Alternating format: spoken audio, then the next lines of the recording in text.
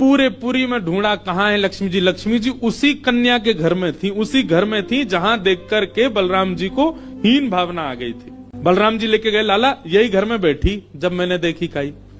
वहां जाकर के देखा तो महाराज उस घर में बिल्कुल जैसे मंदिर की रौनक होती है, ऐसी रौनक उस घर की हो रही थी।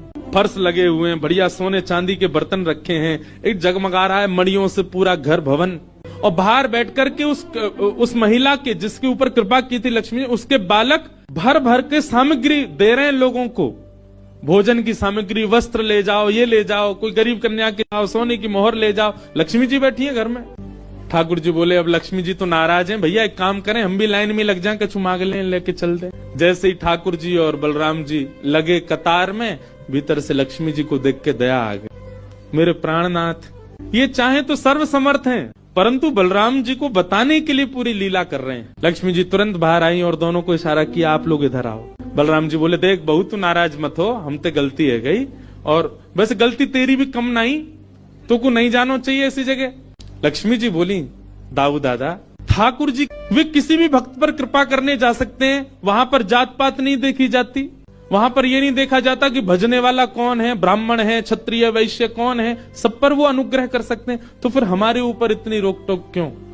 और किसी के जन्मगत व्यवहार से उसका पूरा जीवन नहीं आंकना चाहिए, उसके स्वभाव व्यवहार से देखना चाहिए कि वो है कैसा। कहाँ आप कहते हैं कि ब्राह्मण सर्वश्रेष्ठ, वो देर देर तक सो के उठ रहे हैं, उनके यहाँ शुद्धि नहीं, आप कह रहे हैं कि वो श्रेष्ठ, और ये लोग जो इतनी पवित्रता का ध्यान रखते हैं, इन पर कृपा ना हो।